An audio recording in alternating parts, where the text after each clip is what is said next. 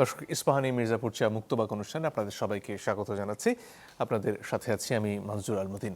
আজকে আমরা যে বিষয়ে আলোচনা করতে চাই সেটা নিয়ে বোধহয় অনেকেই আপনারা চিন্তিত, নির্বাচন হবে কি হবে না, নির্বাচন ঠেকানোর জন্য ষড়যন্ত্র হচ্ছে কিনা, এই ধরনের অভিযোগ অনেক সময় রাজনীতিবিদরা করেছেন। আসলে তার বাস্তবতাটা কি সেটা নিয়ে আমরা কথা বলতে চাই। তিনজন সম্মানিত অতিথি থাকবেন আমাদের সাথে, দুজনের মধ্যে যোগ দিয়েছেন। আছেন নাসিরউদ্দিন আহমেদ অসীম, ব্যারিস্টার ল, তিনি আন্তর্জাতিক বিষয়ক সম্পাদক বিএনপি, এবং আছেন জনাব আরিফুল ইসলাম আদিব, তিনি সিনিয়র যুগ্ম আহ্বায়ক জাতীয় নাগরিক পার্টি। আর খানিকক্ষণ বাদে আমাদের সাথে যোগ দেবেন ডক্টর জাহিদুর রহমান, তিনি শিক্ষক ও রাজনৈতিক বিশ্লেষক। আপনাদের দুজনকে স্বাগত আমাদের এই অনুষ্ঠানে। শুরুতেই আসতে চাই জনাব অসীম, আপনার কাছে। নির্বাচন নিয়ে নানান ধরনের ষড়যন্ত্রের কথা বলা হয়, নির্বাচন ঠেকানোর চেষ্টা কেউ কেউ করছে, এটা বিএনপির বিভিন্ন নেতা বিভিন্ন সময় বলেছেন। এই মুহূর্তে আসলে এই ধরনের ষড়যন্ত্র এখনো হচ্ছে কিনা, নির্বাচন নিয়ে আসলে আপনাদের আশঙ্কা আছে কিনা? ধন্যবাদ আপনাকে, আমার সহ আলোচক আদিব এবং আমরা অপেক্ষমান ডক্টর জাহিদ সহ আমাদের দর্শক শ্রোতা যারা দেখছেন তাদের সকলকে শুভেচ্ছা জানিয়ে একটা জিনিস শুরু করি। সেটা হচ্ছে যে স্বাধীন বাংলাদেশের অভ্যুদয়, সেটাও কিন্তু একটা ষড়যন্ত্রের মধ্য দিয়েই কিন্তু তৈরি হয়েছিল। সেই ষড়যন্ত্র কায়েম হয়েছে, এদের স্বাধীন হয়েছিল। এই যে এখন বিজয়ের মাস, সমগ্র বাংলাদেশের নাগরিকরা যারা দেশে এবং প্রবাসে আছেন তাদের সকলকে আমরা শুভেচ্ছা জানাচ্ছি, বিজয়ের মাসের শুভেচ্ছা। যে কথাটা বলছি যে ষড়যন্ত্র কোনোদিন মনে করেন আপনার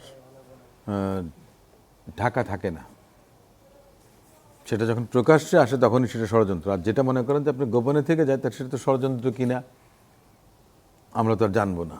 তার মানে ষড়যন্ত্র বিষয়টা প্রকাশ্যে। আমরা অনেকগুলো বিষয় দেখেছি, অনেকে বলেছেন যে নির্বাচন এই কারণে হতে পারবে না, এটা না হলে ওটা হবে না, ওটা না হলে ওটা হবে না, বিভিন্ন কিছু আছে, বিচার না হলে হবে না। এ ধরনের বিষয় সব সময় থেকে থাকে। অনেকগুলো নির্বাচন আপনার মনে করেন যে আমাদের দেশে প্রশ্নবিদ্ধ হয়েছে, সেগুলোও ষড়যন্ত্রের একটা অংশ। পরবর্তীকালে আমি একটা জিনিস উদাহরণ দিই, যেমন 2006 সাল এবং 2007 সাল দুটো শিডিউল হয়েছিল, কিন্তু কোনোটাই নির্বাচন হয়নি। আমরা এই দেশে 1/11 সরকার পেয়েছিলাম। তার আগে 86 নির্বাচন হয়েছিল, 88 নির্বাচন হয়েছিল, প্রত্যেকটা কিন্তু ষড়যন্ত্রের অংশ। কখনো ষড়যন্ত্র কামিয়াব হয়, কখনো ষড়যন্ত্র ফেল করে। এই ফেইলটা কখন করে? যখন সমগ্র দেশের জনগোষ্ঠী, জনগণ, সাধারণ নাগরিকরা ঐক্যবদ্ধ থাকে। আমার কাছে মনে হয় যেন এখনও বাংলাদেশের নাগরিকরা ঐক্যবদ্ধ আছেন। রাজনৈতিক দলগুলোর কথা ভিন্ন। রাজনৈতিক দলের প্রত্যেকের নিজেদের একটা এজেন্ডা থাকেন। তারা তাদের সুবিধা অসুবিধার কথা চিন্তা করে বিভিন্ন সময় বিভিন্ন ধরনের কর্মসূচি কিংবা বিভিন্ন ধরনের বক্তব্য দিয়ে থাকেন, যেটাকে আমরা বলি যে পলিটিক্যাল রেটরিক, সেই হিসেবে আমরা বলি। কিন্তু সেই বিষয়টা আপনার মনে করেন যে অনেক সময় মিথ্যা প্রমাণিত হয় যখন ওই একটা কথা বললাম যে জনগণ যখন ঐক্যবদ্ধ থাকেন। তো আমি একটা জিনিস বুঝি, যেমন আমার দলের ভারপ্রাপ্ত চেয়ারপারসন জনাব তারেক রহমান সাহেব, ওনার মা দীর্ঘদিন ধরে অসুস্থ, তারপরেও তিনি কিন্তু দেশে আসতে পারেননি। উনি একটা নিজের একটা এক্সপ্লেনেশন দিয়েছেন কেন তিনি পারেননি বা কেন এখন পারছেন। তার মানে সব কিছু কিন্তু ষড়যন্ত্রের একটা অংশ। তারপরেও সব কিছু মিলিয়ে ইনশাল্লাহ উনি 25 তারিখে দেশে প্রত্যাবর্তন করবেন। ওনাকে আমি আগে থেকেই ওনার আগমনটাকে আমি সুস্বাগতম হিসেবে জানাতে চাই। এটা গণতন্ত্রের জন্য একটা বড় ল্যান্ডমার্ক হয়ে থাকবে। এবং যারা ষড়যন্ত্র করছেন, জি, এর মাঝখানে যে কয়েকটি ঘটনা ঘটে গেল, ওসমান হাদিকে এইভাবে দিনে দুপুরে হত্যা করা হলো, তারপরে প্রথম আলো, ডেইলি স্টার, ছায়ানট, উদীচী, এই সবগুলো জায়গায় আগুন দেওয়ার মতন ঘটনা চোখের সামনে ঘটে গেল। এই সব মিলিয়ে আসলে যে আইন শৃঙ্খলা পরিস্থিতিটা তৈরি হয়েছে, সেটা কি নির্বাচনের জন্য অনুকূল? আমি একটা কথা বলবো, আমাকে যতদিন পর্যন্ত 51 জন সালাম দেবে ততদিন পর্যন্ত আমি জনগণের প্রতিনিধি। 51 সংখ্যাটা কেন? 100 জনের মধ্যে, তাই না? সিঙ্গেল মেজরিটি যেটাকে আমি বলি। 100 জনের মধ্যে 49 জন আমার বিরুদ্ধে গালিগালাজ করলেন, দ্যাট ডাজন্ট কাউন্ট। 51 জন আমাকে সালাম দিচ্ছেন, আমাকে মানছেন, সম্মান করছেন, I am fine up to that point. এটা যখন নেমে যাবে যে না 52 জন 51 জন আমাকে গালিগালাজ করছেন, তাহলে একটা প্রশ্ন আসে।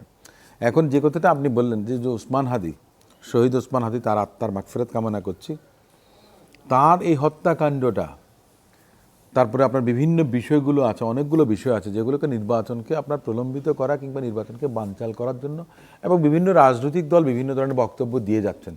কিন্তু তাদের সংখ্যাটা কত? ওই যে আমি এই কথাটা এই কারণেই বললাম যে 51%-এর অবতারণাটা আমি এই কারণেই করেছি, বাংলাদেশের অধিকাংশ জনগোষ্ঠী নির্বাচনের পক্ষে।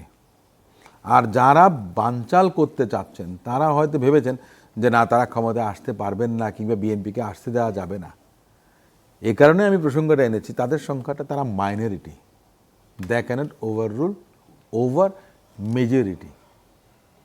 তো সেই দিক থেকে আমি মনে করি যে বাংলাদেশের জনগণ ষড়যন্ত্রকে উপেক্ষা করে তারা কামিয়াবভাবে গণতন্ত্রায়নের পথে যে রেলগাড়িটা চালু হয়েছে সেটা তার নির্দিষ্ট গন্তব্যে পৌঁছাবে, এটা আমি মনে প্রাণে বিশ্বাস করি। জি, ধন্যবাদ। জনাব আদিব, আপনার কাছে আসতে চাই। প্রথম আলো, ডেইলি স্টার সহ যে হামলাগুলো হয়েছে সেটার ব্যাপারে একটা প্রতিবাদ সভায় নাহিদ ইসলাম গিয়েছিলেন এবং সেখানে গিয়ে তিনি স্পষ্ট করে বলেছেন যে সরকারের একটা অংশ এই ঘটনাগুলো ঘটতে দেওয়ার পেছনে বা নিষ্ক্রিয়তার পেছনে দায়ী। সরকারের ভেতরে কি কেউ তাহলে চাইছে যে নির্বাচনটা পিছিয়ে যাক? ধন্যবাদ আপনাকে এবং অসীম ভাইকে ধন্যবাদ, যারা দেখছেন তাদেরকে শুভেচ্ছা। নাহিদ ইসলামের যে অভিযোগটা করেছেন এটা অনেকগুলো বাস্তবতা অবশ্যই রয়েছে। সেটি হচ্ছে যে দেখেন, আমাদের খুব লাইনটা খুব স্পষ্ট। এই মুহূর্তে বাংলাদেশে যারা বাংলাদেশের পক্ষের লোক, গণতন্ত্র মানবাধিকার পক্ষের, তারা সকলেই নির্বাচন চায়।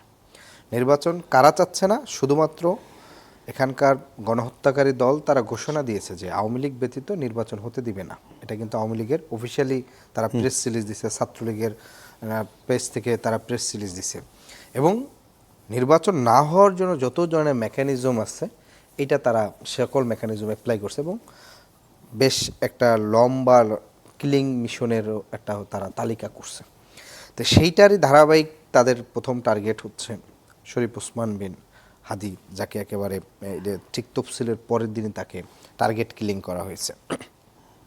বিষয়টা হচ্ছে এই যে আওয়ামী লীগ যে ইলেকশন চাচ্ছে না, আওয়ামী লীগ তো পলিটিক্যাল অংশটা এখান থেকে উৎখাত হয়েছে, কিন্তু আওয়ামী লীগ যখন একটা পুরা রেজিম ছিল, তার যে অন্য অন্য যে অর্গানগুলা প্রশাসনে এবং হচ্ছে সংস্থায় তার যে অর্গানগুলো রয়ে গেছে, ব্যবসায়ীদের ভিতর আওয়ামী লীগের যে পার্ট রয়ে গেছে এবং মিডিয়া সহ অন্য অন্য এস্টাবলিশডের মধ্যে তার যে আরও 3টা বাহু রয়ে গেছে, এই বাহুগুলা তো এই যে আওয়ামী লীগের যে ইচ্ছা, সেটার ইচ্ছা বাস্তবায়নের জন্যই তো ভিতর থেকে ট্রাই করতেছে। গভর্নমেন্টের হচ্ছে শুধু উপদেষ্টা পরিষদ বসছে কিংবা হচ্ছে সর্বোচ্চ সচিব পর্যায়ে পরিবর্তন হয়েছে, কিন্তু প্রশাসনের অন্য অন্য যে জায়গাগুলো, সেই জায়গাগুলো তো অনেকাংশই তো পুরনো, সেই 17 বছরের সেটা। ফলে তারা ভিতর থেকে নানা ধরনের সাবোটেজ করে একটা পরিস্থিতি এমন করা যে আওয়ামী লীগ ছাড়া বাংলাদেশে নির্বাচন সম্ভব কি হয় না। আপনারা মনে করেন যে উপদেষ্টাদের মধ্যে এমন কেউ নেই যিনি নির্বাচন পেছাতে চান, বা উপদেষ্টাদের কি তাহলে নিয়ন্ত্রণ নেই প্রশাসনের উপর? উপদেষ্টাদের মধ্যে আমি এইভাবে ঠিক বলাটা মুশকিল। দৃশ্যমান কারো মনে হয় না যে কেউ নির্বাচন পেছাতে চান, মানে দৃশ্যমান মনে হয় না। ইন্টারনালি তো ধরেন অনেকে নানা ধরনের তৎপরতা করতে পারে। উপদেষ্টাদের নিয়ন্ত্রণ যে প্রশাসনের নাই, এটা তো মানে একেবারে এখন না, এটা তো সেই সরকারের প্রথম থেকেই সুস্পষ্ট। এবং আরেকটি গুরুত্বপূর্ণ বিষয় সেটা হচ্ছে যে এই মুহূর্তে না, সরকার গঠনের পর থেকেই সরকারের যে একটা পাওয়ার সেন্টার থাকে, কমান্ডিং থাকে, মানে একটা ডিরেকশন থাকে, সেটা কিন্তু ওয়ান না। এখানে অনেকগুলো নানা ধরনের দেখা গেছে, সরকারের ভিতরে অনেক সময় সরকার থাকে, সরকারের বাহিরে যে পলিটিক্যাল পার্টিগুলো আছে তারা অনেক সময় বিয়ন্ড গভর্নমেন্ট হয়ে যায়। সরকারের ভিতরে প্রশাসনের একটা অংশ অনেক সময় তারা সরকারের উপর প্রেশার ক্রিয়েট করার চেষ্টা করে। ফলশ্রুতিতে যেটা হচ্ছে যে শুধুমাত্র উপদেষ্টারা দৃশ্যমান এখানে কমান্ডিংয়ে থাকলেও তারা সম্পূর্ণ নিয়ন্ত্রণ কিংবা হচ্ছে যে জায়গাটা সেটা নাই। আপনার এটা খুব বললে অনেকে করবে যে শপথ অনুষ্ঠানের আগে যেসব উপদেষ্টারা প্রথম আলোর অফিস থেকে সালাম দিয়ে গিয়ে শপথ নিচ্ছেন, তারাও প্রথম আলো যখন পড়ছে তখন প্রথম আলোর জন্য তাদেরকে খুঁজে পাওয়া যায় না। তার মানে আপনি শপথ নেওয়ার আগে হচ্ছে প্রথম আলোর সাথে আপনার কিংবা অন্য বিভিন্ন মানে সেগমেন্টের সাথে সম্পর্কটা খুব ভালো রাখেন, কিন্তু আপনি যখন একটা দায়িত্ব পাইছেন ওই প্রতিষ্ঠানটা সুরক্ষার জন্য আমরা কোনো উপদেষ্টার এরকম তৎপরতা দেখি নাই।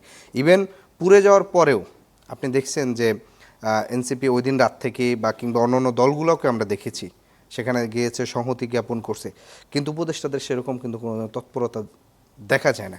তো ফলশ্রুতিতে যেটা হচ্ছে যে অনেক উপদেষ্টা হয়তো ক্ষমতা পাওয়ার পরে পরিবর্তন হয়েছে, আবার অনেক উপদেষ্টা হচ্ছে নানাভাবে সেই বিভিন্ন জায়গায় দেশে কন্ট্রোলটা নিতে পারে না, কারণ প্রশাসনের একটা বড় একটা অংশই তো পুরনো ফুললি আগের সেট আপটা। তো এই জায়গাটা থেকে হচ্ছে যেটা বলেছে যে সরকারের ভিতরের একটা অংশ মূলত হচ্ছে এই জায়গাটা করছে। এখানে একটা প্রশ্ন ঘুরে ফিরে এসেছে, বিশেষ করে ছাত্র শিবিরের দুজন নেতা যখন প্রকাশ্যে এই প্রথম আলো এবং ডেইলি স্টারের ব্যাপারে মন্তব্য করেছেন, তছনছ করে দেওয়ার কথা বলেছেন জাহাঙ্গীরনগর বিশ্ববিদ্যালয়ের শিবিরের একজন নেতা, তখন জামাতের এবং শিবিরের আসলে এই ঘটনাগুলোকে কেন্দ্র করে যে অবস্থান, সেটা কি প্রশ্নবিদ্ধ হয়েছে? এখানের যে হামলাটা হয়েছে, আমরা যেটা দেখেছি, এই যে তাণ্ডব লীলাটা, এখানে বেশ 2-3টা অংশ হয়েছে। প্রথমত হয়েছে অ্যাজ এ পলিটিক্যাল পার্টি হিসাবে আমরা দেখেছি জামাতের ছাত্র সংগঠনের 2টা গুরুত্বপূর্ণ বিশ্ববিদ্যালয়ের, এবং তার ভিতরে একজন মানে রাকসুর ভিপি, রাকসুর ভিপি, মানে ভিপি মানে সে শুধু আর তখন শিবিরের সভাপতি না, সে একই সাথে একটা পুরো রাজশাহী বিশ্ববিদ্যালয়ের শিক্ষার্থীদের এক ধরনের সে রিপ্রেজেন্টেটিভ। আর জাহাঙ্গীরনগরে হয়েছে শিবিরের সেক্রেটারি, সে জাকসুর কোনো প্রতিনিধি না। তারা দুজন তাদের পাবলিক বক্তব্যে ডিরেক্ট এই ধরনের একটা স্টেটমেন্ট দিছে। ফলশ্রুতিতে যেটা বোঝা যায় যে জামাতের যে নেক্সট জেনারেশন যারা তৈরি হচ্ছে, তাদের ভিতরে একটা গুরুত্বপূর্ণ অংশ তারা মনে করতেছে যে এই ধরনের ভায়োলেন্স কিংবা হচ্ছে এটা করা যায় বা পলিটিক্যালি এটা করা কারেক্ট। আবার তাদের দলের আমির সেটার আবার নিন্দা জানাচ্ছে। তাহলে ফলশ্রুতি যেটা হলো কি, ছাত্র শিবিরের স্টেটমেন্ট দেখলাম যে তারা স্টেটমেন্ট দিচ্ছে যে এটা ব্যক্তিগত বক্তব্য। তাহলে ব্যক্তিগত বক্তব্য যদি দলীয় তার আদর্শের সাথে না যায়, তাহলে বহিষ্কার কেন করলো না এখন পর্যন্ত? সেটার আমরা কোনো স্টেপ দেখি না। আমরা বারবার বলেছি যে যদি আপনার সাথে না যায় তাহলে বহিষ্কার করবেন। এটা গেল জামাতের সংশ্লিষ্ট একটা অংশ। এর পাশাপাশি বাংলাদেশের একটা ফ্র্যাগমেন্ট আছে যারা গণতান্ত্রিক নির্বাচনটা, মানে নির্বাচন প্রক্রিয়ায় যে ক্ষমতার পালাবদল, এটা বিশ্বাস করেন না। তারা মনে করেন এখানের একটা অংশ যে নির্বাচনের একটা কুফুরি সিস্টেম, গণতান্ত্রিক সিস্টেমটা কুফুরি। এই ধরনের যে তাদের যারা আপনার হচ্ছে আইডিওলজিক্যাল লিডার আছে, তারাও কিন্তু প্রকাশ্যে ফেসবুকে স্ট্যাটাস দিচ্ছেন, এবং তাদেরও বেশ বড় ফ্যান ফলোয়ার, 2 লাখ 3 লাখ, কোনো ক্ষেত্রে অনেক বেশি। সেই তাদেরকেও কিন্তু সরকার কিন্তু আলাদাভাবে আইডেন্টিফাই করে নেয়। আরেকটা অংশ তো যেটা প্রকাশ্যে আপনার হচ্ছে যারা দেশের বাইরে থেকে, মানে তাদের কাজই হচ্ছে জাস্ট যে কোনো একটা ইস্যুতে একটা উত্তেজনাকর রাষ্ট্রের পরিস্থিতি তৈরি করে। তার মানে 3টা অংশ এখানে এইটা জায়গায় ইনভলভটা ছিল আর কি। তো সরকারের উচিত ছিল যে 3টা অংশকে কালেকটিভলি আপনার হচ্ছে এটাকে অ্যাড্রেস করে এটাকে হচ্ছে ব্যবস্থা নেওয়া। কিন্তু যেটা দেখা গেছে পলিটিক্যালি যে যতটুকু তারা রিয়েক্ট করছে, বাকি যে 2টা নন পার্টি পলিটিক্যাল পোর্শন, সেই দুটাকে কিন্তু ওইভাবে হচ্ছে তারা ইয়া করেন। ধন্যবাদ। এর মধ্যে ডক্টর জাহেদ আমাদের সাথে যোগ দিয়েছেন, স্বাগত আপনাকে আমাদের এই অনুষ্ঠানে। আমরা কথা বলছিলাম গত কয়েকদিনের যে সহিংস ঘটনাগুলো আমরা দেখলাম, ওসমান হাদির একেবারে দিনে দুপুরে হত্যাকাণ্ড থেকে শুরু করে পত্রিকার অফিস জ্বালিয়ে দেয়া, এই সবগুলো কি আসলে নির্বাচন ঠেকিয়ে দেওয়ার জন্য, নির্বাচন পিছিয়ে দেওয়ার ষড়যন্ত্র কিনা, এবং যদি হয়ে থাকে এর পেছনে কারা, আপনার কি মনে হয়?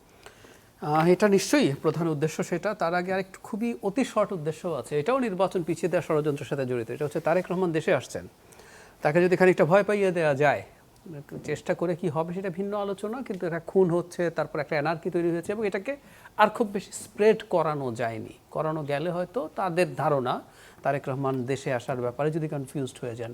খেয়াল করে তিনি ঘোষণা দিয়েছেন, দীর্ঘদিন থেকে নানান রকম ঘোষণা ছিল, তার নিজের একটা স্ট্যাটাসকে কেন্দ্র করে কনফিউশন তৈরি হয়েছে, এবং এটার উপরে ভিত্তি করেও মানুষ নির্বাচন হবে কি হবে না ভাবছিল। কারণ তারেক রহমানের মতো মানুষ দেশে ফিরে আসতে পারছেন না, এটা তার একক সিদ্ধান্তের ব্যাপার না। তো অনেকেই মনে করছে এখানে অনেক ইস্যুজ আছে।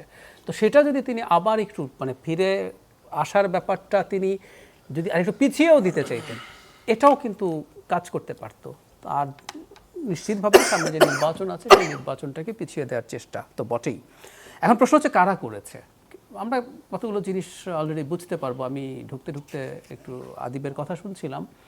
ধরুন ছাত্র শিবিরের খুবই দায়িত্বশীল লোকজন খুব প্রকাশ্যে এই ধরনের কথাবার্তা বলেছে, যদিও তাদের মাদার অর্গানাইজেশন জামায়াতে ইসলামী এটার প্রতিবাদ জানিয়েছেন, প্রতিবাদ করেছেন, কিন্তু তাদের মানে সংগঠন থেকে যখন এই ধরনের মন্তব্য করা হয়, তাহলে বোঝা যেতে পারে যে কোনো না কোনোভাবে তারা এসে, এর মধ্যে একজন আবার নির্বাচিত প্রতিনিধি আছেন একটা ভার্সিটির ভিপি। তাহলে এটা একটা দিক গেল। দ্বিতীয় হচ্ছে বাংলাদেশে নির্বাচন হবে না, যে ইনফ্লুয়েন্সারদের কথা আছে তারা দীর্ঘদিন থেকে কিন্তু এই আলাপটা করেছেন, এবং অনেকগুলো আপনি ডট মেলাতে পারবেন। আচ্ছা, এটা থাকলো। 5 আগস্ট পরবর্তী সময় আপনি এই সময়টা নিজে মাঠে ছিলেন, নিজেই ব্যাপারগুলো থেকে দেখেছেন, পরবর্তীতে অবজার্ভও নিশ্চয়ই করেছেন যে একটা অংশ একজন বেশ পরিচিত পাবলিক ইন্টেলেকচুয়ালের নেতৃত্বে যেটা বিপ্লব হয়েছে, এবং একটা বিপ্লবী সরকার তৈরি করতে হবে, যে সরকারটার সংবিধান ছুঁড়ে ফেলে দেবে, সে ডিক্রি দিয়ে দেশ চালাতে থাকবে, তারপরে কোনো একটা সময় গিয়ে একটা কনস্টিটিউয়েন্ট অ্যাসেম্বলি তৈরি হবে, সেখানে নতুন সংবিধান লেখা হবে, ইত্যাদি ইত্যাদি ইত্যাদি। সেই আলাপ এখনও আছে। সেই পাবলিক ইন্টেলেকচুয়াল এখনও বলছেন নির্বাচন হলে, আমি আবারও বলছি, নির্বাচন হলে নাকি দেশ গৃহযুদ্ধের দিকে যাবে। খেয়াল করি তো, ফলে ইন্টেলেকচুয়াল এই ধরনের একটা চেষ্টা আছে, তার সাথে অ্যালাইন মানুষজন আছে, আবার সেটাকে অ্যাম্প্লিফাই করার লোকজন আছে। এগুলো হচ্ছে আমাদের দেশের ঘটনা, দেশের লোকজন। আওয়ামী লীগকে বাংলাদেশে নির্বাচন চায়, তার যে পরাজয় আছে সেই পরাজয় সে সেলিব্রেট করবে যদি আমাদের নির্বাচন পিছিয়ে আমরা একটা অ্যানার্কির মধ্যে ঢুকে যাই। ভারতকে বাংলাদেশে নির্বাচন চায়, মুখে বলে, কিন্তু ভারতের জন্য বেস্ট অপশন হচ্ছে একটা আনস্টেবল বাংলাদেশ। একটা গণতান্ত্রিক বাংলাদেশ কোনোদিন ভারতের জন্য তার পারপাস সার্ভ করবে না। কেন আমি একটু বলি। ভারত তো এই অঞ্চলের দেশকে স্বাধীন সার্বভৌম দেশ হিসেবে দেখতে চায় না। সে কোনোদিনও একজন শাসক চায় না যে তার সাথে সমানে সমানে কথা বলবে। সে এখানে আসলে যে আমরা প্রায় বলি লেন্দুবদর্জি চায়, এখানে সে এটাকে একটা ভ্যাসাল স্টেট চায়, একটা কলোনি চায়, এবং তারা সে শেখ হাসিনা চায়। এবং শেখ হাসিনাকে একটা গণতান্ত্রিক দেশে তৈরি হতে পারে? আমি একটা খুবই একটা থট এক্সপেরিমেন্ট করতে বলি। নির্বাচন হলো, ধরে নিলাম বিএনপি জিতলো, ধরে নিলাম জনাব তারেক রহমান প্রাইম মিনিস্টার হলেন, ধরে নিলাম এরপর 5 বছর পর একটা নির্বাচন আছে, সব ধরে নিচ্ছি, ধরে নিলাম তারেক রহমান চাইছেন শেখ হাসিনার মতো হতে। উনি কি পারবেন হতে যদি সামনে একটা নির্বাচন থাকে? শেখ হাসিনা হওয়া না, 25% শেখ হাসিনা হওয়া যাবে না, ফুল স্টপ। কারণ আপনি নির্বাচিত হবেন না। আর এই দেশের মানুষের প্রতি ভারতের প্রতি এই দেশের মানুষের যে অ্যাটিটিউড, এবং মজার ব্যাপার, জনাব তারেক রহমান কিন্তু বিবিসি বাংলার সাথে একটা ইন্টারভিউতে খুব ক্লিয়ারলি এটা বলেও দিয়েছেন, যখন ওই মাটিতে শেখ হাসিনা আছে সেটা নিয়ে দেশের জনগণের সম্পর্ক শীতল সম্পর্ক হয়ে গেছে, তারেক রহমান স্পষ্টভাবে বলে দিয়েছেন জনগণ যদি সেটা চায় আমি জনগণের সাথেই থাকবো। গণতন্ত্র মানেই এটা। একটা গণতান্ত্রিক বাংলাদেশে যে কথাটা বলতে যাচ্ছিলাম, ভারত আরেকটা 25% শেখ হাসিনাও খুঁজে পাবে না। এখন কি নির্বাচনের সামনে যে আশঙ্কাগুলো তৈরি হয়েছিল আজকে এই মুহূর্তে দাঁড়িয়ে সেটাকে খানিকটা দূর হয়েছে? আমি মনে করি জনাব তারেক রহমান দেশে ফেরার সাথে সাথেই ওনার এই ঘোষণাটাও খুবই ব্রিলিয়ান্ট ছিল। যেই দিনটাতে ওসমান হাদি গুলিবিদ্ধ হয়েছেন, আমি ব্যক্তিগতভাবে আমার বন্ধু পরিচিত মানুষজনের ফোন পেয়েছি, অনেকেই এই প্রশ্ন আবার করছেন নির্বাচন কি হবে, এই সব প্রশ্নটা এমনিই শুনি। তো সেদিনই যখন জনাব তারেক রহমান এই ঘোষণা দিলেন এবং উনি যখন দেশে চলে আসবেন, এই সময়টা আর খুব বেশি বাকি নেই, আমি মনে করি আমরা একটা স্থিতিশীলতার দিকে যাব। এবং যেটা জরুরি, এখানে এনসিপি আছে, আদিব আছেন, এনসিপির এখন সংখ্যাগত অত শক্তি হয় নাই। এনসিপির এই মুহূর্তের পলিটিক্যাল অবস্থান আমি ব্যক্তিগতভাবে পছন্দ করছি, কিন্তু একটা সংখ্যার শক্তি লাগে, যেহেতু দেশে নানান রকম অ্যানার্কিস্টরা আছেন। বিএনপির যদি গ্রাসরুট পর্যন্ত ওই মোটিভেশন পেয়ে যায়, তাহলে আমার মনে হয় যারা এই ধরনের কিছু আরো ঘটাতে চান তারা সেটা থেকে পিছিয়ে আসবেন। একটা খবর চোখে পড়লো, মানবজমিন এই খবরটি দিয়েছে, সেখানে বলা হচ্ছে যে উপদেষ্টা পরিষদে রদবদল হতে পারে। সেখানে জনাব খলিলুর রহমানকে স্বরাষ্ট্র উপদেষ্টার দায়িত্ব দেওয়া হতে পারে এবং খোদাবক্স চৌধুরী যিনি বিশেষ সহকারী প্রধান উপদেষ্টা, তাকে তার দায়িত্ব থেকে অব্যাহতি দেওয়া হতে পারে।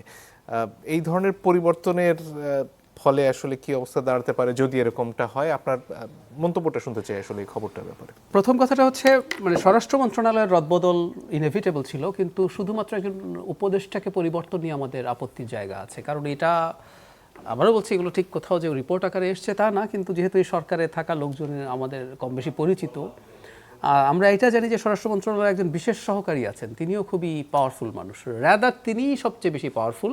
তাকে অব্যাহতি দেওয়ার কথা আলোচনায় আছে বলে আলোচনা আছে। এখন আরেকটা তথ্য যেটা এসছে সেটা হলো, মানে তাকে আর কত ভারে ভারাক্রান্ত করা হবে, কেউ কেউ ফেসবুকে লিখে ফেলছে এত কিছু না করে তাকে প্রধান উপদেষ্টা করে ফেলা মনে হয় ভালো। আমি ডক্টর খলিলের কথা বলছি, তিনি রোহিঙ্গা বিষয়ক হাই রিপ্রেজেন্টেটিভ মন্ত্রীর পদমর্যাদায় ছিলেন, তারপরে তিনি জাতীয় নিরাপত্তা উপদেষ্টা, ইতিহাসে প্রথমবারের মতো তিনি প্রধান উপদেষ্টাকে আবার প্রতিরক্ষা মন্ত্রণালয় সামলাতে সাহায্য করবেন। আর এখন যদি স্বরাষ্ট্র দিয়ে দেওয়া হয়, তো এটা খুবই বড় প্রশ্ন তৈরি করবে। আর আরেকটা ব্যাপার আছে, এটাও আমি একটু বলে রাখতে চাই, যে অ্যানার্কিস্টদের কথা আমরা বললাম, দেশের বাইরে থেকে নানা রকমভাবে এই দেশে বিশৃঙ্খলা তৈরি করার চেষ্টা করছে, তাদের একজন তো তাকে রীতিমতো কৃষ্ণ হিসাবে পরিচয় করিয়ে দিয়েছিলেন, তিনি যদি অর্জুন হন। তো এইসব ঘটনা যদি সামনে এসে থাকে, একদম অন রেকর্ড এটা উনি করেছেন, তো তা যদি এসে থাকে, তাহলে আমরা আসলে সামনে নিরাপত্তা নিয়ে কী করবো। আরেকটা কথা একটু বলা একটু জরুরিও, আবারও বলছি, এগুলো ঠিক আমরা যে কনক্রিট তথ্য পেয়েছি তা না। তিনি জাতীয় নিরাপত্তা উপদেষ্টা এবং প্রতিরক্ষা মন্ত্রণালয়ের দায়িত্ব পাওয়ার পর সেনাবাহিনীতে পরিবর্তন, বিশেষ করে প্রধানের পদে পরিবর্তন আনার এক ধরনের আলাপ শোনা গেছে, এবং সোশ্যাল মিডিয়াতেও ক্রেডিবল কিছু মানুষ, আমি সোশ্যাল মিডিয়ার সব কথাকে যে গ্রহণ করি তা না, ক্রেডিবল কিছু মানুষ এই ধরনের আলাপ সামনে এনেছেন। শেষ পর্যন্ত এটা হয়ে ওঠেনি, কিন্তু যদি নাও হয়ে ওঠে অনিবার্যভাবেই সেনাপ্রধান বা সেনাবাহিনীর বড় একটা অংশের কাছে তিনি বিরাগভাজন হয়ে থাকতে পারেন, তাহলে আগামী নির্বাচনে আমাদের সেনাবাহিনী খুবই গুরুত্বপূর্ণ ভূমিকা পালন করবে। সেখানে তাদের যদি উনি দায়িত্বে আসেন, আবারও বলছি এখন আমরা নিশ্চিত নই, এটা অগ্রিম কথাই বলা হচ্ছে, এই সিনক্রোনাইজেশনটা কেমন হবে সেটা একটা প্রশ্ন। তো আমরা আসলে একটু অপেক্ষা করব। এই প্রসঙ্গে আমার জাস্ট নিজের মনে হয় স্বরাষ্ট্র মন্ত্রণালয় যদি পরিবর্তনের চিন্তা হয়, ব্রিগেডিয়ার শাখাওয়াত ছিলেন, তিনি শুরুর দিকে খারাপ করছিলেন না, তিনি একটা অন্য বিতর্কিত মন্তব্যের কারণে তাকে আসলে এই দায়িত্ব থেকে সরে যেতে হয়েছে, বা সরকার বাইরে থেকেও কাউকে চিন্তা করে দেখতে পারে আমার মনে হয়। এর বাইরে আরেকটা বিষয় বোধহয় অনেকেরই নজরে আছে বা চিন্তার কারণ হয়ে দাঁড়াচ্ছে, বাংলাদেশের মিশনগুলো যেগুলো ভারতে রয়েছে তার বাইরে প্রতিদিনই বিক্ষোভ হচ্ছে। আজকে কলকাতার মিশনের সামনে বেশ লাঠিচার্জও করেছে সেখানকার পুলিশ। সব মিলিয়ে বাংলাদেশ ভারত সম্পর্ক এই মুহূর্তে যে জায়গায় এসেছে, যেখানে দুই দেশই ভিসা কার্যক্রম বন্ধ রাখছে, পরিস্থিতিটা কি নির্বাচনের আগে দুই দেশের জন্যই খুব অস্বস্তিকর হয়ে গেল? আমি ভারতের জন্য খুবই স্বস্তিকর হয়েছে বলে মনে করি। আমাদের জন্য অস্বস্তিকর তো বটেই, কারণ আমাদের সমস্যা নানান দিকে চলছে। ভারতের জন্য স্বস্তিকর বলছি, এবং আমি মনে করি আগামী বছরের, এখনো তারিখ আমি নিশ্চিত নই, এপ্রিলে বা এরকম সময় বা আগে পরে হবে, স্পেসিফিক ডেট ঘোষণা করা হয়েছে কিনা আমি নিশ্চিত নই, পশ্চিমবঙ্গের বিধানসভা নির্বাচন আছে। ভারত চাইছে বাংলাদেশের সাথে এই ধরনের একটা খুবই টাফ পরিস্থিতি তৈরি করার, যাতে তার পশ্চিমবঙ্গের বিধানসভা নির্বাচনে সুবিধা হয়। আমি অনেক দিন থেকে বলছিলাম বাংলাদেশে আনরেস্ট, বাংলাদেশে এখনও এই ঝামেলাটা তৈরি করা হচ্ছে মূলত, দেখবেন ময়মনসিংহে যে একজন হিন্দু মানুষকে মিথ্যা অভিযোগ কথাটা বললাম, কিন্তু মিথ্যা অভিযোগ না, সত্য অভিযোগে কাউকে পেটানোও যায় না, খুন দূরেই থাকুক। আমরা এই আলাপটা করছি অনেক, আমি অনেক জায়গায় দেখি তার বাটন ফোন ছিল, তিনি কিভাবে করেছেন, যেন এরকম যে তিনি যদি করে থাকতেন তাহলে এটা করা যায়। নো, কিন্তু এই যে একজন হিন্দু মানুষকে পেটানো এবং বীভৎসভাবে আগুন ধরিয়ে দেয়া তার শরীরে, মৃতদেহে, এই বিভৎসতাগুলো নিয়ে তারা কিন্তু এটাকে ব্যবহার করছেন, এটা তার অন্যান্য জায়গায়। সো বাংলাদেশে মানে ধর্মীয় উগ্রবাদ মাথাচাড়া দিচ্ছে, এটা ভারতের ন্যারেটিভকে সবচেয়ে বেশি সাহায্য করে।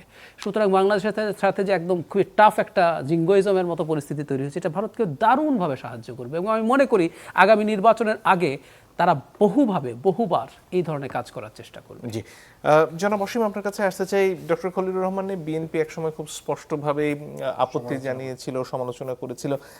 এই মুহূর্তে আসলে যে আলোচনাটা সামনে আসছে, যদি স্বরাষ্ট্র উপদেষ্টার পদে রদবদল হতেই হয়, সেটা নিয়ে আসলে বিএনপি কি ভাবছে? আমি যদিও এই নিউজটা দেখিনি, তারপরেও আমি একটা কথা বলি। বর্তমান স্বরাষ্ট্র উপদেষ্টা যিনি আছেন, তিনি কার্যকরভাবে খুব একটা বেশি কিছু পরিবর্তন ঘটিয়েছেন, মানে বিগত ফ্যাসিস্ট রেজিমের পরে আমার কাছে মনে হয় না। দেখেন, এই গত 1 বছর কমাস গেল 5 মাস, মব ভায়োলেন্সে 634 জন প্রাণ হারিয়েছেন। এটা কত বড় দুর্ভাগ্যজনক একটা বিষয়। আমাদের প্রত্যাশাটা কি ছিল, প্রাপ্তিটা কি হয়েছে, তাই না? এটা তো অনেক বড় দুর্ভাগ্যজনক একটা ঘটনা। আমরা অবৈধ অস্ত্র উদ্ধারের কথা বলেছিলাম আমরা, তারপরে 2009 সাল থেকে বৈধভাবে ইস্যুকৃত অস্ত্র যেগুলো আছে সেগুলো জমা দেওয়ার কথা হয়েছিল। কত পরিমাণ অস্ত্র জমা পড়েছে আমরা জানি না, এবং একটা নির্দিষ্ট ডেটের পর বৈধ অস্ত্রটা অবৈধ হয়ে যাবে সেটাও কিন্তু আমরা জানি না। তাহলে এই যে এত পরিমাণ অস্ত্র, আমার জানা মতে আর্মির অস্ত্র লুট হয়েছে, এসএসএফের অস্ত্র লুট হয়েছে, কিন্তু প্রহিবিটেড বোর্ডের আপনার অস্ত্র লুট হয়েছে, এটাও আমরা জানি। এই যে অস্ত্রগুলো মনে করেন যে রয়ে গেছে, ওই যে উসমান হাদিকে হত্যা করা হয়েছে, আমরা তো জানি না যে সেই অস্ত্রই তো হয়তো বা ব্যবহার হয়েছে। শহীদ উসমান হাদি মনে করেন যে আপনার রক্ত দিয়ে প্রমাণ করে গেছেন, জীবন দিয়ে প্রমাণ করে গেছেন যে এই দেশটা এখনো নিরাপদ হয়নি। তো এই প্রত্যাশাটা আমাদের ছিল না, প্রাপ্তিটা কেন আমাদের হলো? একটা মানুষ ভয়েস রেজ করেছে, তার বিরুদ্ধে পক্ষে অনেক ধরনের বক্তব্য থাকতে পারে, অনেক কথা থাকতে পারে। ময়মনসিংহে যেই সংখ্যালঘু সম্প্রদায়ের একটা মানুষকে একটা সন্দেহের বশে কিংবা আপনি মনে করেন যে ব্র্যান্ডিং করে নগ্নভাবে তাকে জ্বালিয়ে পুড়িয়ে মারা হয়েছে, এর থেকে বীভৎস হত্যাকাণ্ড কখনো হতে পারে না। লক্ষ্মীপুরে আপনার তালাবদ্ধ করে 7 বছরের কিশোরী তার বাবাকে আর্তনাদ করে বলেছিল যে বাবা আমাকে বাঁচাও। তাহলে তারা কি দোষ করেছে, কারা এগুলি করছে? এগুলি ঘটছে কিন্তু এই দেশে। তো এটা তো আমাদের কখনোই মনে করেন, এই জন্যই কি আমাদের জুলাই আগস্টের আপরাইজিংটা হয়েছিল, the fall of the fascist regime হয়েছিল এই জন্য। তাহলে আমরা তো সেটা পাইনি। তার মানে স্বরাষ্ট্র মন্ত্রণালয় কমপ্লিটলি ব্যর্থ। এখন আপনি উপদেষ্টার কথা বলেন, স্পেশাল অ্যাসিস্ট্যান্টের কথা বলেন, যেটাই বলেন না কেন। আর দ্বিতীয় কথা হচ্ছে যে আরেকজনকে, যেনাকে নিয়ে একটা বিতর্ক তৈরি হয়েছে, ওনাকে আবার উপদেষ্টা করা হবে স্বরাষ্ট্র।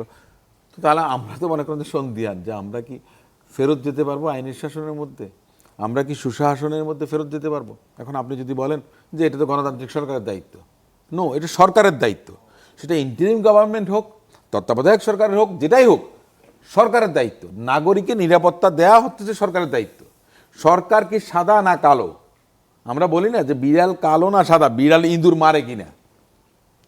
তো এই বিড়াল তো কিছুই করে নাই, ইঁদুর সব ছেড়ে দিয়ে রাখছে। এই জন্য আমি বলছি যে আমরা একটা শঙ্কার মধ্যে আছি। এই কারণেই গণতান্ত্রিক উত্তরণের একটা সবচেয়ে বড় মক্কবেই যে একটা নির্বাচন, ক্রেডিবল একটা নির্বাচন হওয়া উচিত, অ্যাকসেপ্টেবল একটা নির্বাচন হওয়া উচিত। অ্যাটলিস্ট যে নির্বাচনী ধ্রুবকে আমরা যেটাকে বলি, যে সহনীয় মাত্রা যেটাকে বলি, যেটা আর্থকোয়েককে সাস্টেন করতে পারে। আমরা একটা কথা বলি না যে 7-8 হলে তো ঢাকা শহর মনে করেন যে নাই হয়ে যাবে, বাংলাদেশের একটা বড় অংশ মনে করেন যে আপনার ভূমিধসের সঙ্গে আপনার বিলীন হয়ে যাবে। কিন্তু তার মধ্যে থেকে ওই যে জাপানে যেরকম আপনার ভূমিকম্প নিরোধক প্রযুক্তি দিয়ে এখন আমাদের দেশেও কিন্তু এ ধরনের হয়। তা আমরা চাই যে সে ধরনের একটা কথা। আরেকটা প্রসঙ্গ আপনি এনেছেন, আরেকজন উপদেষ্টার আপনি বরাত দিয়েছেন সাখাওয়াত সাহেবের কথা। উনি কিন্তু 2008 সালের যে নির্বাচনটা হয়েছিল তত্ত্বাবধায়ক সরকার, আর্মি ব্যাকড গভর্নমেন্ট যেটা হয়েছিলেন, উনি কিন্তু কুশীলবদের একজন। ওনার উপরে বিন্দুমাত্র আস্থা আমার নাই, আমার অন্তত আস্থা নাই ওনার উপর। জি, ওনারা যেটা করেছিলেন সেটা কিন্তু প্রশ্নবিদ্ধ। 2008 দেখতে অনেক ভালো, উপরে ফিটফাট ভিতরে সদরকার, জি, ওই নির্বাচনটা হয়েছিল 2008। সেই জন্য আমি বলছি আরো অনেক মানুষ আছেন, অনেকেই আছেন, আপনি তাদেরকে আনতে পারেন, যারা করতে পারেন। কম্পিটেন্ট বহুত লোক আছে, অভাব পড়ে নাই তো। জিয়াউর রহমান সাহেব তো মনে করেন যে খুঁজে খুঁজে মনে করেন যে বিএম আব্বাস এটির মতো লোকদেরকে এনেছিলেন যারা জীবনে রাজনীতি করেননি। আমার সিনিয়র খন্দকার মাহবুদ্দিন সাহেব আপনার সুপ্রিম কোর্ট বারের প্রেসিডেন্ট ছিলেন, নির্দলীয়, কোনো দলের ছিলেন না, বার কাউন্সিলের ভাইস চেয়ারম্যান ছিলেন। তিনাকেও বলেছিলেন যে আমাকে সার্ভ করেন, অন্তত আমাকে না, দেশকে সেবা করেন। তো সে ধরনের লোকদেরকে আনেন, করেন, দেখবেন আপনার সব কিছু উতরে যাবে। জি। জনাব আদিব, আপনার কাছে আসতে চাই। নিরাপত্তা নিয়ে অনেক ধরনের আলাপ আছে, কয়েকজনকে এরই মধ্যে গানম্যান দেওয়া হয়েছে বলে জানানো হয়েছে। যে সংখ্যার কথা সরকারের তরফ থেকে বলা হচ্ছে সেটা আসলে খুব বেশি নয়। এনসিপিতে জুলাই অভ্যুত্থানে যারা একেবারে সরাসরি যুক্ত ছিলেন এরকম অনেকেই আছেন। আসলে তারা নিরাপদ বোধ করছেন কিনা ওসমান হাদির হত্যাকাণ্ডের পরে? আপনাকে আবারও ধন্যবাদ। প্রথমত বিষয় হচ্ছে যে শরীফ ওসমান হাদির হত্যাকাণ্ডের পরে যে এনসিপি নিরাপত্তার বেশি সংখ্যা, বিষয়টি এরকম নয়। এনসিপি দল আকারে আসার পর থেকেই আওয়ামী লীগের পক্ষ থেকে, সন্ত্রাসীদের পক্ষ থেকে একটা এক ধরনের মানে হত্যার তাদের একটা মিশন সবসময় ঘোষণা ছিল এবং প্রায় সময় ছিল সবসময়। হুমকি না, হুমকির মানে একটা মিশন সরাসরি। কারণ হচ্ছে আপনি দেখবেন যে শেখ হাসিনা বেশ কয়েকবার অডিও রেকর্ড বা তাদের ইন্টারনাল মিটিংয়ে যেগুলো ফাঁস হয়েছে, নাম ধরে ধরে এনসিপির মূল নেতৃত্বদের তারা বলেছে যে তাদেরকে ছাড় দেওয়া হবে না। এবং গোপালগঞ্জ এনসিপির উপর টোটালি যে পুরো অ্যাটাকটা ছিল একেবারে অর্গানাইজড, সারা দেশ থেকে ছাত্রলীগের সন্ত্রাসীদেরকে এনে অর্গানাইজডভাবে। এবং ওখানে আরেকটা বিষয় বেশি অ্যালার্মিং ছিল, বিশেষ করে নাহিদ, হাসনাত এবং সার্জিস যেই গাড়িতে মূলত অ্যাজ ইউজার মানে পদযাত্রা চলাচল করছিলেন, ওই গাড়িগুলোকে টার্গেট করে হচ্ছে আপনার একেবারে অ্যাটাকটা বেশি হয়েছে এবং ওই গাড়িগুলো পুরো ভাঙচুর হয়ে গেছে অধিকাংশ জায়গায়। তো ফলশ্রুতিতে এবং তার আগে গাজীপুরে আপনার হচ্ছে হাসনাত আবদুল্লাহকে গাজীপুরে অ্যাটাক করা হলো। তো এই যে এইটা হচ্ছে যে এই হুমকিটা এনসিপির নেতৃত্ব থেকে শুরু করে তাদের উপর আছে। একই সাথে হাদির মৃত্যুর পরে যেটা হচ্ছে এটা আরও ডিগ্রি আর কি বৃদ্ধি পেয়েছে, যে তার আগে হুমকি দিত এবং হুমকির পরে তাদের প্রথম বা যে অ্যাটেম্পটগুলো নিয়েছে তার ভিতরে এই অ্যাটেম্পটা তারা হচ্ছে করেছে এবং খুব নৃশংসভাবে প্রকাশ্যে। তো ফলশ্রুতিতে এখানের ওসমান হাদি গুলিবিদ্ধ হয়ে মারা যাওয়ার ক্ষেত্রে যে বিষয়টি তফসিলের পরের দিন করার ক্ষেত্রে নির্বাচন বানচালের একটা চেষ্টা আছে, কিন্তু নির্বাচন বানচালের চেয়ে এটা একটা দীর্ঘমেয়াদী আওয়ামী লীগ সহ আওয়ামী লীগের যে মিত্র আছে সাবকন্টিনেন্ট কিংবা প্রতিবেশী রাষ্ট্র এবং সরকারের ভিতর থেকে একটা অংশ সহ পুরো তাদের যে একটা মাস্টার প্ল্যান, এটা দীর্ঘমেয়াদী প্ল্যানটা হচ্ছে যে আপনি যদি একটু মিলানো যায় যে ধরেন 75-এ সপরিবারে হত্যা হওয়ার পরে 15 বছর কিন্তু বাংলাদেশে গণতান্ত্রিক কোনো সরকার ছিল না। একেবারে 90 পর্যন্ত। আবার এটাকে যদি আপনি অন্যভাবে দেখেন, অর্থাৎ যতক্ষণ পর্যন্ত আওয়ামী লীগের ক্ষমতায় আসার মতন পরিস্থিতি হয় না ততক্ষণ পর্যন্ত বাংলাদেশে গণতান্ত্রিক সরকার আসতে দেয় নাই, এবং তাকে পুরোপুরি 90-তে তো পুরো সবাই ধরেই নিয়েছে যে আওয়ামী লীগ সরকার গঠন করবে, মন্ত্রিপরিষদ ঠিক হয়ে গেছে, যদিও তার মিরাকেললি সেখানে মানে জনগণের চাওয়ায় হচ্ছে বিএনপি সরকার গঠন করেছে। তো ফলশ্রুতিতে এইবারও সেই রকম একটা বিষয় যে যেহেতু এখান থেকে উৎখাত হয়েছে 75-এ, তবু আওয়ামী লীগের প্রতি একটা সিম্প্যাথি ছিল, জি। হত্যা হয়ে যাওয়া, কিন্তু এবার হচ্ছে একেবারে গণ প্রত্যাখ্যাত। ফলশ্রুতিতে টার্গেটটা হচ্ছে আমাদের জেনারেশনে যারা পলিটিক্সটা খুব স্ট্রংলি করতে চায় এবং আধিপত্যবাদ বিরোধী, ফ্যাসিবাদ বিরোধী এই পলিটিক্সটা যারা করে, আপনি একটু যে আরেকটু রিলেট করতে পারবেন যে গত 17 বছর কিন্তু আই হেট পলিটিক্সটা ছিল। ফলশ্রুতিতে অধিকাংশ আমাদের জেনারেশনের ছেলেমেয়েরা পলিটিক্সটা করে না। ফলে আমাদের মতন যারা পলিটিক্সটা ডিটারমাইন করতে চায় লং রানে 30-40 বছর, কারণ আমাদের এজ অ্যাভারেজে 25 to 30, ফলশ্রুতিতে আমরা যদি পলিটিক্সটা অ্যাটলিস্ট 60 পর্যন্ত করি, 30 বছর, তো এই ছেলেগুলো আগামী 5 বছর পরে ওয়েল এস্টাবলিশড হয়ে যায় পলিটিক্সে। ফলশ্রুতিতে আওয়ামী লীগের ফিরে আসার যে গল্প, সেই গল্প আরও বেশি হচ্ছে অপ্রাসঙ্গিক হয়ে যায়। ফলে এদেরকে যদি হত্যা করা যায় তাহলে কিছু হত্যাকাণ্ডের মাধ্যমে এদেরকে নাই হবে। এই হত্যাকাণ্ডের ফলে কিছু নেতৃত্ব ভয়ে আতঙ্কে, কারণ পরিবার, আমার বাসায় হচ্ছে বাবা মা চলে আসছে যে তুমি বের হয়েও না, প্রয়োজনে আমি তোমার সাথে থাকবো, মানে এই যে ধরেন পারিবারিকভাবে যে একটা হচ্ছে ধরেন তাকে আশঙ্কা করা, এটা ধরেন আরো বেশি আর কি। জনাব অসীম যদি শুরুতে বলতেন। না মানে বলবোটা কি, মানে বলার তো কোনো শেষ নেই। এখন কথাটা হচ্ছে যে আমি একটা জিনিস বলি, সেটা হচ্ছে যে আমরা তো গণতন্ত্র উত্তরণের জন্যে, তাই না, গণতান্ত্রিক একটা অভিযাত্রা হবে, অন্তর্বর্তীকালীন সরকার ক্ষমতায় এসছেন, ওনারা আপনার সংস্কারের জন্য অনেকগুলো কথা বলেছেন। একটু আগে আমরা যেন আনঅফিসিয়ালি আমরা যে কথাটা বলছিলাম যে জুডিশিয়াল রিফর্মের কথা আমরা বলেছিলাম, কিন্তু সেটা কতটুকু কার্যকর হবে? আপনি যদি মন থেকে ফিল না করেন যে আপনি ইন্ডিপেন্ডেন্ট, আপনি ইন্ডিপেন্ডেন্স কোনোদিন দিতে পারবেন না। দ্বিতীয় কথাটা হচ্ছে যে এ জায়গার থেকে অন্য জায়গায় এসছে, আগে এ জায়গা আমি নিয়ন্ত্রণ করতাম, এখন আমরা বলি যে সেক্রেটারিয়েট এসছে, জুডিশিয়াল সেক্রেটারিয়েট এসছে। তো এখানেও তো মনে করেন যে নিয়ন্ত্রণ করার জন্য, আপনার উপরে ছড়ি ঘটানোর জন্য কিংবা খড়গ কিন্তু আপনার উপরে আছে। আপনি মনে করেন যে সাবঅর্ডিনেট জুডিশিয়ারিতে ম্যাজিস্ট্রেট যিনি ঢাকায় থাকতে চাইবেন, তিনি কিন্তু আপনার বাইরে কিন্তু কোনো কাজ করবেন না। আপনি তার বদলির জন্য আগে মনে করেন যে সচিবালয়ে যেত, তারপর আপনি জিএ কমিটিতে আসতেন, এখন সরাসরি এই সচিবালয়ে আসবেন। কিন্তু যিনি ছড়ি ঘোরানোর, তিনি যদি চান তিনি কিন্তু এখান থেকেই ঘোরাতে পারবেন। এখন ওই ভদ্রলোক চিন্তা করবে যে আমার ছেলে মেয়েরা ভিকারুন্নিসাতে পড়ে, সানবিমসে পড়ে, আমি কেন মফস্বলে যাব? এইটা যদি আপনার ভেতরে থাকে তাহলে জীবনে কোনো দিন এই দেশে আইনের শাসন হবে না। প্রথম কথা, আইনের শাসন যদি হয় না হয় তাহলে সুশাসন হবে না। সুশাসন যদি না হয় জনগণের শাসন হবে না। তার মানে কি ডেমোক্রেসি ইউজলেস। আমরা তো পরিবর্তনটা ও জায়গাতে চাই। একটা নির্বাচন হয়ে গেল, কিন্তু নির্বাচনের পরে মনে করেন নির্বাচিত সরকার ওই একই জিনিস লিমিট ক্রস করতে থাকেন। হ্যাঁ, একটা জিনিস হবে, যখন ফ্রি ক্রেডিবল ফেয়ার ইলেকশন হবে তখন জনগণের কাছে একটা জবাবদিহিতা থাকবে, না আমাকে 5 বছর পর তো আবার জনগণের কাছে যাইতে হবে।